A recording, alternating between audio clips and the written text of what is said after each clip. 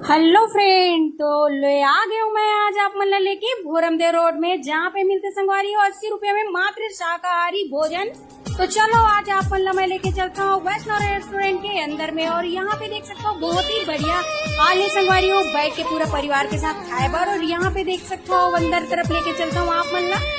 यहाँ पे बहुत ही जबरदस्त आप बर्थडे पार्टी मना सकते हो पूरा फुल फैमिली के साथ, दोस्त यार के साथ। तो चलो आप मन लेके चलते हैं अभी हम किचन की तरफ। तो संगवारी हो ये मेरा देख सकते हो चूल्हा बने हुए हैं जहाँ पे बनते खाना। तो ये है संगवारी हो वैष्णव रेस्टोरेंट भोरमदेव रोड में। तो आना आप मन मस्त भरपेट खा के जाना, मात्र 80 रुपया प्लेट है संगवारी हो यहाँ पे भोजन के। और ये देख सकते हो बहुत ही प्यारा सा ये होटल है। यहाँ पे बनाते भैया डोसा, मसाला डोसा, बहुत ही जबरदस्त स्पाइसी। यहाँ पे देख सकते हो क्रंची। और ये है समोसा दही संगवारी हो।